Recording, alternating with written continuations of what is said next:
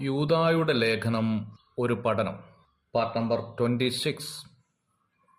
യൂദായുടെ ലേഖനത്തിലെ നുഴഞ്ഞുകയറ്റക്കാരെക്കുറിച്ച് ഓർമ്മപ്പെടുത്തിയത് 8 നിലകളിലായിരുന്നു. വീണ്ടും 16-ാം വാക്യത്തിലേക്ക് വരുമ്പോൾ യൂദ ജീവിതയാത്രയിലെ പതിയിരിപ്പുകാരെക്കുറിച്ച് ഓർമ്മപ്പെടുത്തുകയാണ്. ആത്മീയ ഗോളത്തിലെ നുഴഞ്ഞുകയറ്റക്കാരെക്കുറിച്ച് യൂദ 4 നിലകളിലാണ് ഈ വാക്യത്തിൽ ചിത്രീകരിക്കുന്നത്. 16-ാം വാക്യത്തിൽ നാം ഇങ്ങനെ വായിക്കുന്നു: അവർ പിറുപിറുപ്പുകാരും തങ്ങളുടെ ഗതിയെക്കുറിച്ച് ആവലാതി പറയുന്നവരുമായി സ്വന്തം മോഹങ്ങളെ അനുസരിച്ചു നടക്കുന്നു. അവരുടെ വായു വമ്പ് പറയുന്നു, കാര്യസാധ്യത്തിനായി അവർ മുഖസ്തുതി പറയുന്നു എന്ന് രേഖപ്പെടുത്തിയിരിക്കുന്നു. തങ്ങളുടെ ഗതിയെക്കുറിച്ച് ആവലാതി പറയുന്നവർ എന്നത് മറ്റുള്ളവരുടെ കുറ്റം കണ്ടുപിടിക്കുന്നവർ എന്ന് തർജ്ജമ ചെയ്യേണ്ടത് നന്നായിരിക്കും. സ്വന്തം വൈകല്യങ്ങൾ കാണുവാൻ കഴിയാതെ അവരൻ്റെ ജീവിതത്തിലെ ബലഹീനവശം തിരയുന്നതാണ് പരീശന്മാരുടെ ഒരു സ്വഭാവം.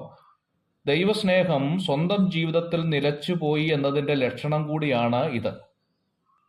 രണ്ടാമത്, ഇവർ ഭോഗോച്ഛകളിൽ അധീനരാണ് എന്നുള്ളതാണ്. അസന്മാർഗതയുടെ അഴിഞ്ഞാട്ടം പാശ്ചാത്യ നാടുകളിൽ മാത്രമല്ല, നമ്മുടെ നാടുകളിലും ഇന്ന് അതിൻ്റെ എല്ലാ അതിരുകളും ലംഘിച്ച് മുമ്പോട്ട് പോയിക്കൊണ്ടിരിക്കുന്ന ഒരു കാലത്ത് നാം എത്തിയിരിക്കുകയാണ്. നോഹയുടെ കാലവും സോദോമി പാപവും ഒന്നിച്ചു സമ്മേളിക്കുന്ന നാളുകളാണ് നമ്മുടെ കാലം എന്ന് പറയാതിരിക്കാൻ വയ്യ. ഇങ്ങനെയുള്ള ഒരു കാലത്തെ നോക്കി യൂദ ഊന്നി പറഞ്ഞിരിക്കുന്നത് അവർ ഭോഗോച്ഛകളിൽ മുഴുകി സ്വന്തം മോഹങ്ങൾക്ക് അധീനരായി തീർന്നിരിക്കുന്നു എന്നാണ്.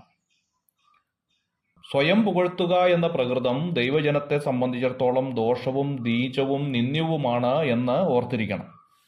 എന്നാൽ ഇന്ന് തങ്ങളുടെ പ്രവർത്തനങ്ങൾ, കഴിവുകൾ, സ്ഥാപനങ്ങൾ, മക്കൾ, ധനം എന്നിവയെല്ലാം ഊതി വീർപ്പിച്ച് പൊതുവിൽ അവരെ അവതരിപ്പിക്കുന്നതിനാണ് പലർക്കും താല്പര്യം എന്നുള്ളത് ദുഃഖത്തോടെ നാം ഓർത്തിരിക്കണം.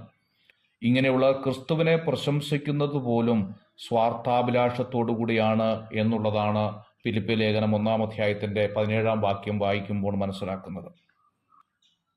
നാലാമത്, ഇവർ മുഖസ്തുതിക്കാരായിരിക്കും എന്നുള്ളതാണ്. സ്വന്തം കാര്യസാധ്യത്വത്തിനായി അവർ മുഖസ്തുതി പറയുന്നു. മുഖസ്തുതി പറയുന്ന വായ് നാശം വരുത്തുന്നു എന്ന സദൃശവാക്യം 26-ാം അധ്യായത്തിൻ്റെ 26-ാം വാക്യത്തിൽ കാണുന്നുണ്ട്.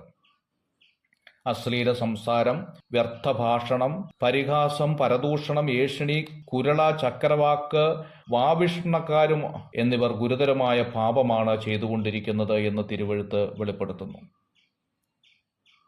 ഓരോരുത്തൻ തൻ്റെ കൂട്ടുകാരനോട് വ്യാജം സംസാരിക്കുന്നു.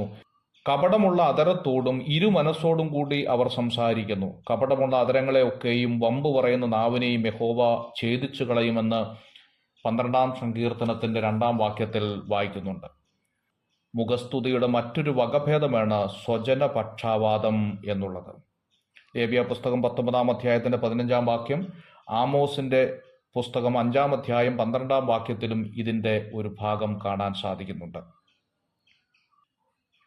യൂദ ഓർമ്മപ്പെടുത്തുകയാണ്, അന്ത്യകാലത്ത് ദൈവജനത്തിൻ്റെ മധ്യത്തിൽ നുഴഞ്ഞു കയറുന്നവർ ദൈവജനത്തിൽ അസംതൃപ്തി ഉളവാക്കും എന്ന് മാത്രമല്ല, അവർ നാനാവിധ ദൈവവിരോധ സ്വഭാവത്തിന് അടിമകളായിരിക്കും എന്ന ഭയാനകരമായ കാര്യം ദൈവാത്മാവിനാൽ നമ്മെ ഓർമ്മപ്പെടുത്തുകയാണ്. God bless you.